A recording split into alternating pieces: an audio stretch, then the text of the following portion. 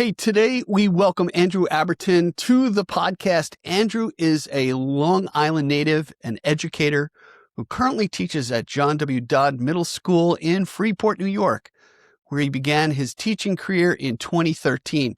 Andrew is a proud alumnus of Molloy College, now Molloy University, where he earned both his bachelor's and master's degree in education. So we're going to be talking to a big brain guy here. While at Molloy, Andrew was introduced to the Dominican Sisters of Amityville, and this introduction grew into a deep connection. He was instrumental in creating the Dominican Young Adults chapter at Molloy and served as president and latter as a national coordinator for DYA USA. Currently, Andrew is a Dominican Associate. We'll get into what that is with the Amityville congregation and a member of our own We Move Forward Together committee. Andrew, so great to have you on the podcast. Thanks for being here. Thank you so much for having me, Steve. I'm really happy to be here. So you're my second associate that I've gotten to speak to, and apparently you don't wear a habit nor a frock or anything like that. So Not usually. not usually. Well, whatever you wear, pajamas, that's fine. So tell me about you being an associate and how you were first introduced to the Dominican Sisters of Amityville.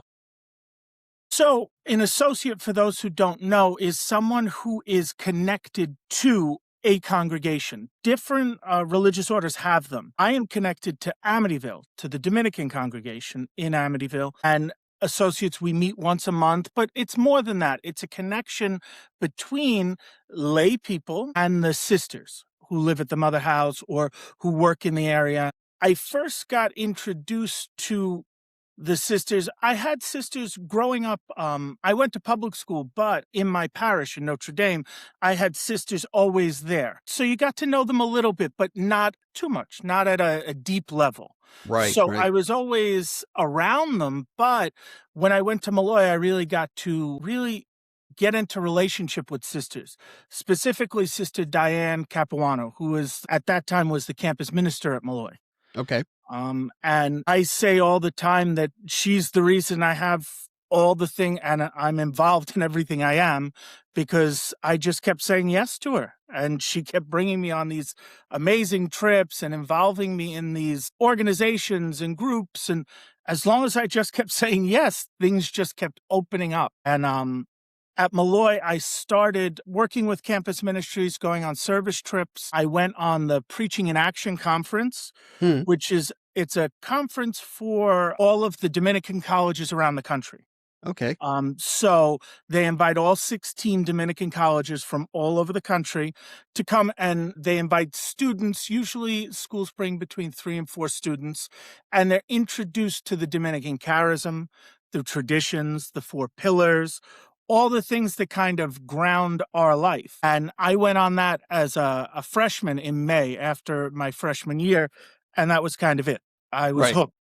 And I kept going. And like you said before, because of that, I was pushed with my friend Mike to start a Dominican Young Adults chapter. And we kept going from there. I kept going on the service trips and just got so much out of it. For the people first tuning in to the We Move Forward Together project, by the way, we're not recruiting acolytes to become nuns, but the focus is on 4 energy centers, that being spirituality, community, ecology, and social justice. So I just want to get that. And I do want to get into service trips, so I'm going to make a quick comment. So I was cradle Catholic. I went to Catholic school most of my life, and I had a certain stereotype about sisters, strict, with the metal ruler. Did I get hit? Yeah. Did I deserve it? Absolutely. But what was interesting, as I got older, my daughter introduced me to these great women of action and unbelievable joy, especially the Dominicans, and I'm familiar with other congregations, but I don't know what's to me is the resilience of joy in their life. What I'd like to do is I personally know that my daughter was really influenced by the service trip that she went on. Tell me about how that influenced your life moving forward, as we say. Well, before I do that, I do want to comment on what you're saying about the Dominicans. Yeah, we're not recruiting. And believe me, I didn't feel recruited, but you become welcomed and invited. And the thing that I find and it could be true of other sisters too, but they're Mm, so authentic. right. There Yeah, is good no word. smokes, there is no mirrors, there's no pomp and circumstance. Right. They do what they do because they love it. They have a passion for helping others.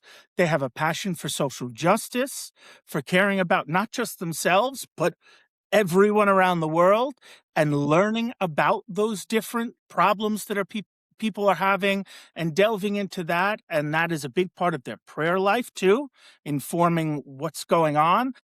But they're just so real. They're real people. Really, it's not that they're forced to do this. They love it. And you can see that. And that goes for pretty much every sister I've met, that you can see that love the minute you walk in. They're smiling, they're playing, they're dancing. It's not a chore to them. This is their life. This is what they do. Yeah. Hey, Um, I'm going to interrupt you just real quick because I want to correct myself in that for those people watching, we'd love you to comment and subscribe to the channel, of course. But if you see an interest of, hey, you know what? I like what Andrew is and what he's doing. I'd like to become an associate. Look in the description. There'll be links there that you can check in and say, hey, I'm saying to myself, I can only tell you, I'll testify. All right. Working with this program brings joy to my life. And if you're looking for joy and looking at these energy centers that we spoke about, this might be a calling and a place for you. Anyway, service trips. Tell me about that. So I always liked to do service. In high school, I was part of a bunch of different community service organizations, and we run a Special Olympics basketball team. Cool. We just celebrated actually our 20th year this year, and that has really shown me what it is to help others, and I wanted to keep doing that. And at Malloy, I had the opportunity, like I said, with Sister Diane. She didn't really tell me much about the trip. She just said, "Oh, I think you'll like this. Why don't you Okay. go on this?" And I said, "Yes." I didn't know what to expect, but these service trips on a whole, they really expose you to things you wouldn't get a chance to see or do otherwise. And a lot of times at Malloy, they always use the term transformative education. Okay. That these service trips transformed who you were.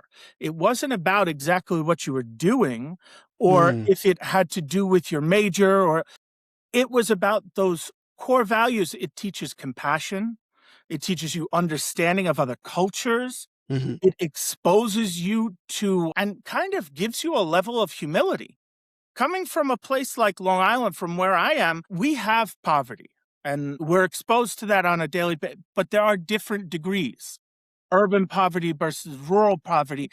I had no mm, idea. right. So the first time I went, one of the biggest trips that I went on was the Appalachia trip. We Okay. went down to Kermit, West Virginia, which is in Mingo County. It's one of the poorest rural counties in the country. It was mainly coal mining. And once all of the coal mines dried up, there were no jobs, and there still Mm, aren't. right. The opioid epidemic is horrible down there. It has ravaged families and broken apart lives of pretty much everyone you meet has been touched Mm, by the opioid epidemic. right. And there aren't jobs, and a lot of people see it as just a place where you want to get out of. Right. But the people who live there are rooted there. It's Mm, their home. It's where they grew up. It's where their families have been for generations. right. And again, that's when you go on these service trips, you see those layers. It's not just going to help. You find out about, well, generational poverty is much different than just losing a job and ending up homeless. They're both terrible, but they have different aspects to each of them. I see. So you have to treat them a little different. And when we go down to Kermit, West Virginia, we run a camp at the Big Laurel Learning Center in West Virginia. It's up a mountain, Okay. literally 30 minutes up a mountain All right. from the bottom to the top. And it's a one-way gravel driveway going up. Wow. Wow. And I'm not talking one way each side. It's one way. If someone comes the other way, Okay. one of you has to stop and back up. Right. Right. Oh, So wow. Wow. going up the first time, your eyes are literally open. You don't know what's going on. Sure. And it's an ecology camp. It's set up by two sisters that moved down there. They actually celebrate their 50th anniversary down there this year. They went to set up a school. It was a one-room schoolhouse. They went down to set up because the children couldn't get off the mountain for school, and they stayed.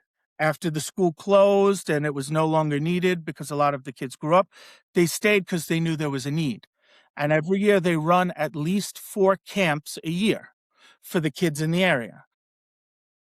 They have a girls' camp and a little girls' camp. So from like 13 to 16, and then from 8 to 12. We always get the big boys camp.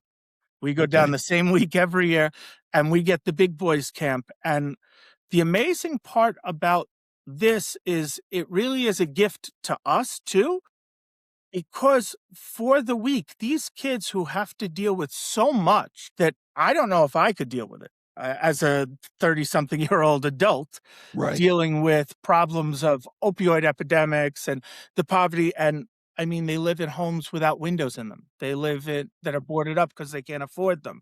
They live in trailers. Some of them, the first time they sleep in a bed is a camp because they sleep Really? on the floor in a sleeping bag with their brothers and sisters. So they can leave all that behind and be kids. They don't have to be grown-ups for once. Right, They right, can right. laugh and play. They can hang out with us. Each Malloy student gets a camper. So it's a one-to-one relationship. And you really get to know those kids. Oh, I can imagine. Yeah. And it kind of breaks you open, and you really get connected with them. And it's an amazing experience because in the beginning, you kind of learn the difference between pity and service. You're not there to pity them. They don't need that. They need a friend. They need what you can give them. Just let them be kids. Hang out, have camp. You're not the guidance counselor. You're not the one trying to fix everything. You give them what you can. You give them a fun time. We go to the pool. We go down they ride dirt bikes down the mountain. We do all of those things that they can just be kids. Right, right. Yeah, no, a couple of things jumped out at me about your description of this. One is the poverty that's here, in the United States. Okay. Mhm. And the other thing that comes to mind is coming outside of the bubble of Long Island. Okay. And you rightfully point out we have poverty here as well. But now when you go to this area that almost seems like what we used to call a third world country, uh, Mhm. and it's not that far away. And, these children that are thrown into situations of being adults at 5 and 6 years old, Mhm. dealing with adult stresses and problems and drug use and that sort of thing and all the complications of that. But the other thing that was really poignant to me, and my daughter had said this when she went to Guatemala, hey, I'm not the kid coming from suburbia to save you here, but I'm here to just be present to you, really. And absolutely, that's got to be transformative to both sides, I would Mhm. imagine. Well, it So, absolutely is. And the beautiful part is the connections you make with the kids. And with social media now, most of them we get on Facebook, and you talk okay. all year.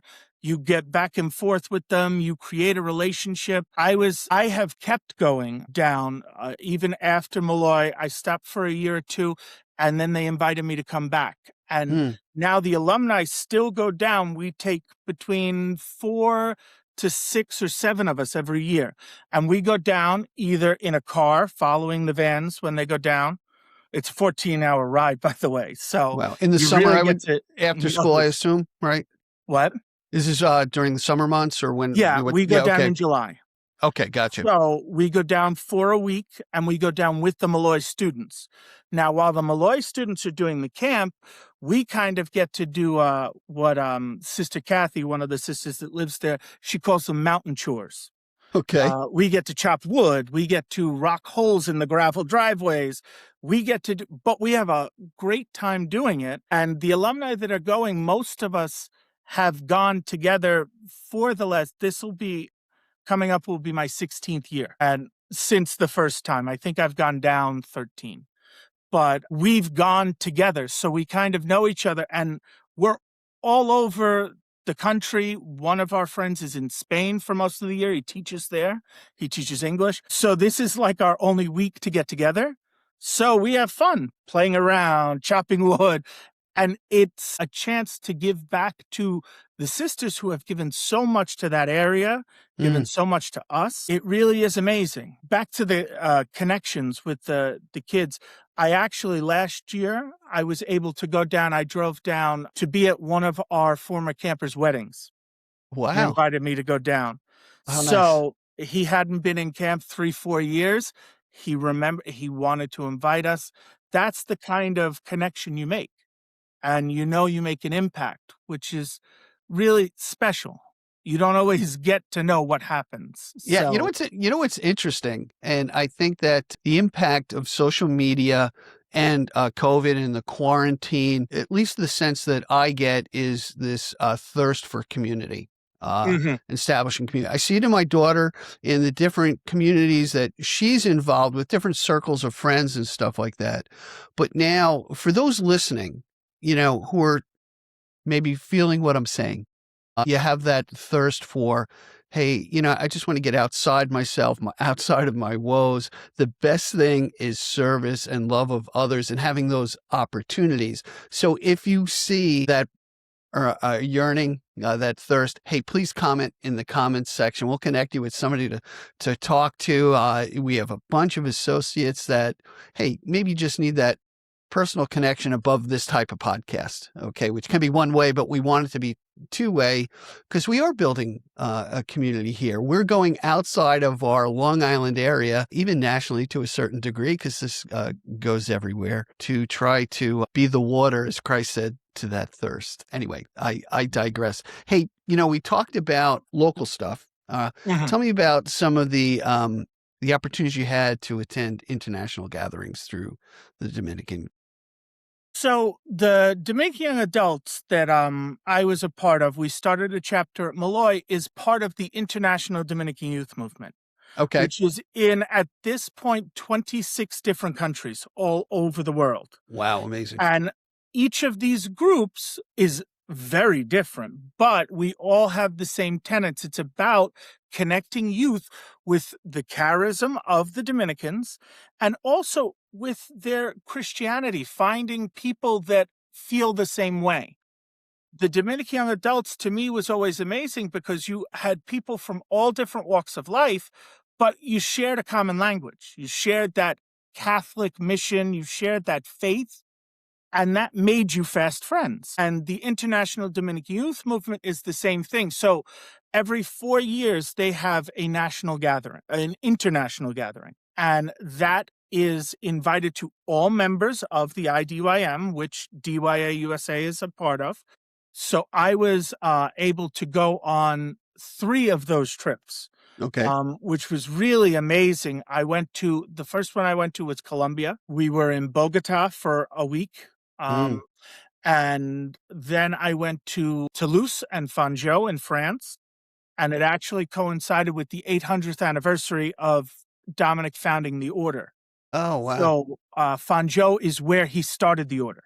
Okay. So you really got to see what it was all about and to be there with people from Africa. We had people from the Democratic Republic of Congo, Mm. Nigeria, Kenya. You had people from the Philippines, South Korea. You had people from Chile, Argentina, that we didn't speak the same language, but we were all praying at the same time. That's We would great. pray the Our Father and everybody would pray it in their language. Oh, how And beautiful. it sounded a little muddled up at first, but when you really thought about it, it was such a beautiful example of how we can connect. And on that first trip to Colombia, I was a little um, Anxious? anxious because I wasn't sure with the language barrier what would Mm. happen. There were Right. other English groups, yeah, but we spoke and interacted a lot with the other groups as well. You kind of figure it out. You make signs with your hands, you say certain words, but because we had that language of Dominic already, Okay. we were already connected. We were there for the same purpose. It really was an amazing opportunity. And those trips, they are hosted by one of the countries of the Dominican, the IDYM. Okay. They have, Usually you have workshops throughout the day about different facets of the Dominican order. Hmm. So a lot of times you'll have visits from usually the master of the order comes, who is the head of the order for the entire world. Um, Interesting. Okay. Specifically the brothers and the friars. The sisters are individual congregations, but the brothers are all connected through the master of the order. And he comes and speaks, but you have friars and sisters that come from all over the world to talk about what is going on in their region and what is happening for them. We've heard from sisters from Iraq, Wow. and many of them, they're being persecuted because of their Catholic religion. Their areas were bombed. They had to move. Their convent was destroyed. They had to move out. It was no longer safe. And then they went back. And sisters talked about that. You have the People for Justice and Peace that talk about the issues around the world that concern all of us.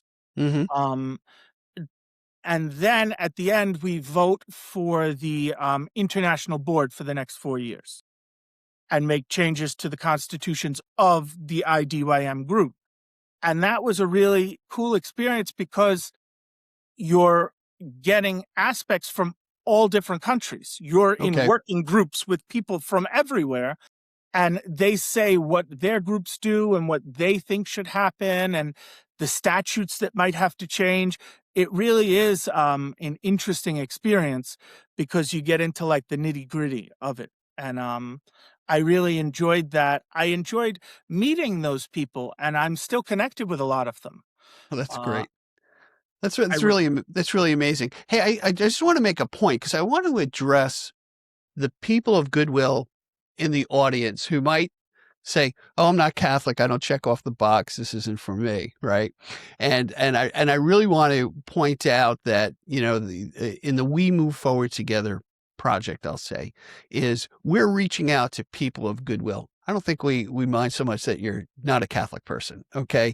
Christians, good box to check off, but we're all on this journey. We're all not there yet, as they say. So I just want to be very welcoming to those who are listening and watching, and please comment, tell me what your thoughts are. And I do want to address, Andrew, one word, which might be a churchy word to some people. And it was a churchy word to me, to be honest with you, a year ago.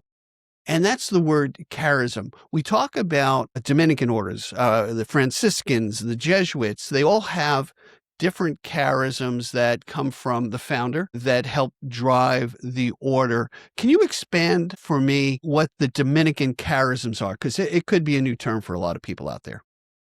yes, that's true. Charism, I always thought of like family traditions. Okay. You have different families. You have the Franciscans, you have the Dominicans. They all do something. Maybe take Thanksgiving, for example. They all Okay. have Thanksgiving, but maybe the Franciscans do this side dish and the Dominicans do this one.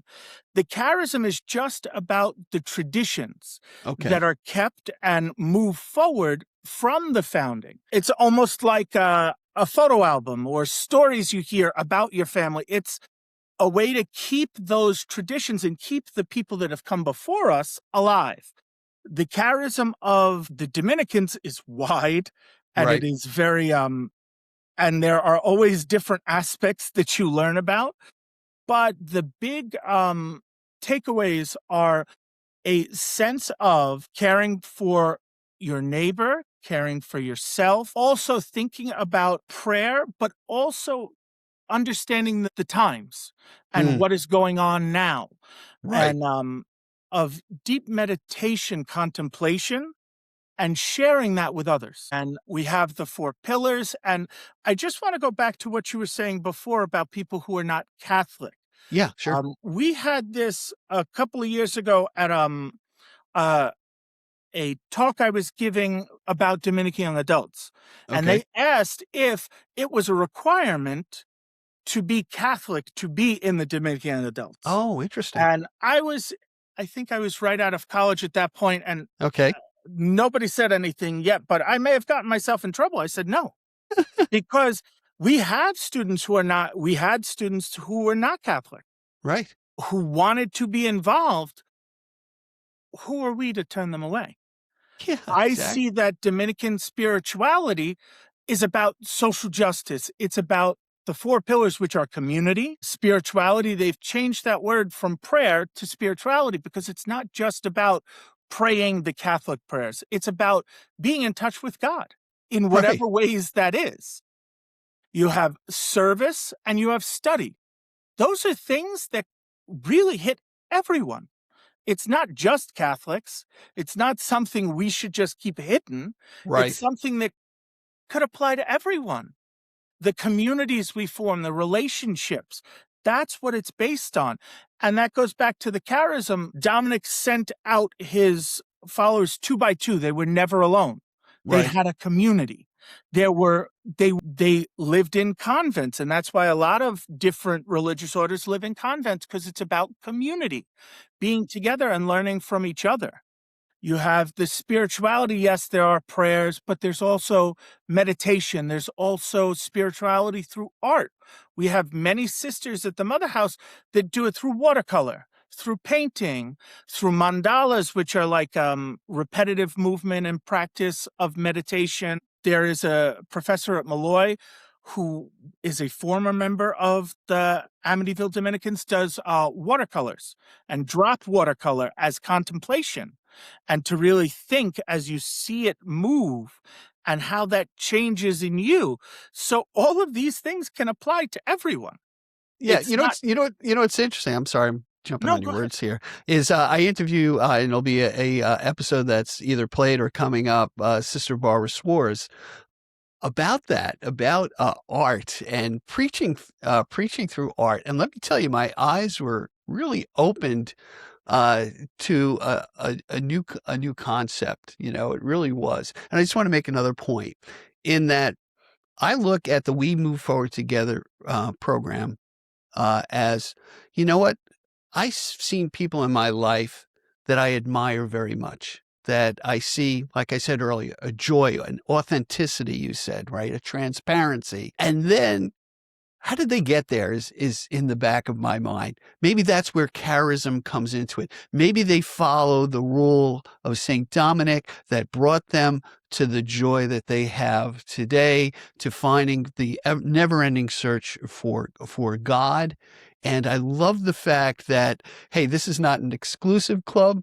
This is really, hey, what part of the journey you're on? And if you want to walk with me, tying this back to, then we move forward together in this journey. I think that's so important. And I think that's, hey, if you're listening out there and you say, and I invite you, go meet a Dominican, whether it's an associate, a sister, or friar, and chat with them and get to know them. And then maybe you'll see what we're seeing. There's some secret sauce there. And the more I hear, the more I interview people, the more I'm like, I gotta get to know more Dominicans. It's just so much fun. Anyway, I cut you off there, but I want to It's ask. funny you said Yeah. that. There's a saying, when we meet one Dominican, you've only met one Dominican.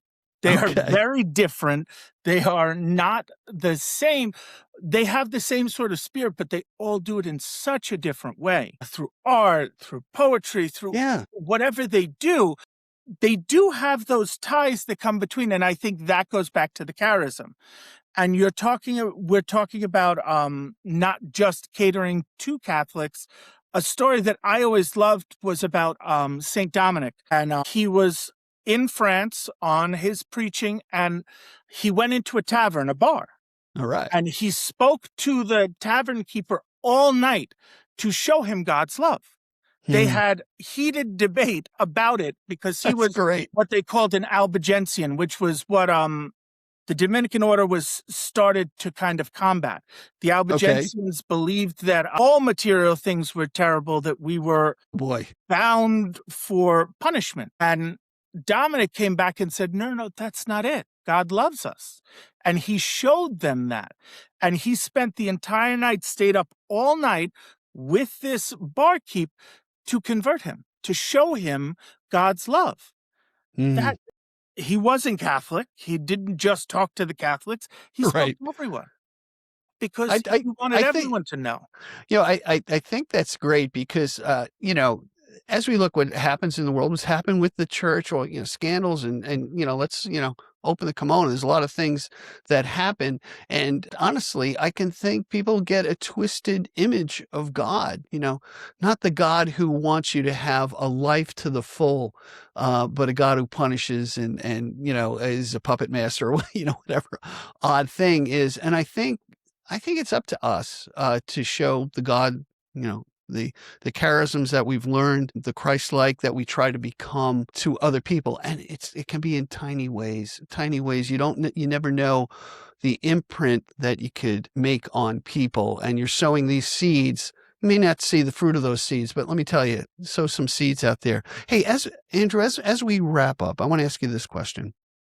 Looking back on your journey from Malloy, as a student, as a Dominican Associate, how has being involved in the Sisters given you opportunities to give back and then take part in different activities? So, the sisters have a real habit of No pun getting you intended. No involved, pun. whether you know, well, No pun intended. maybe a little bit of a pun, but they have a way of getting you involved in such a welcoming way that you don't even know it's happening sometimes.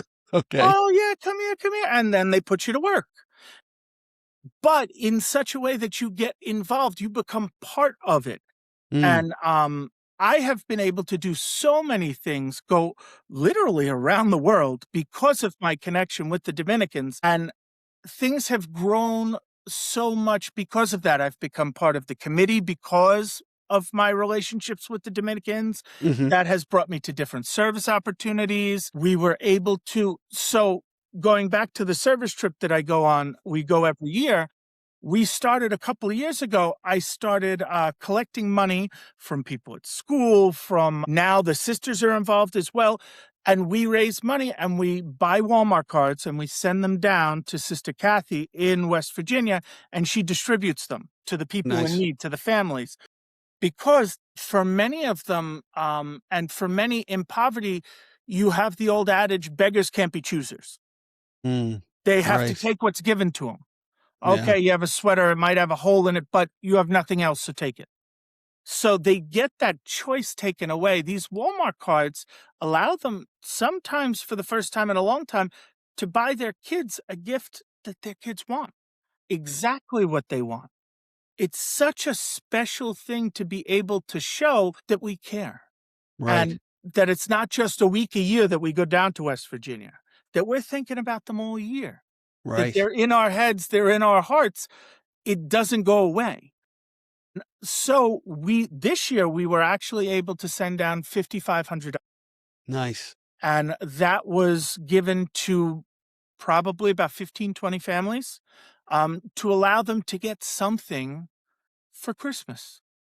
And it's something little to us. Maybe it's $10 everybody gives me, and then it adds up.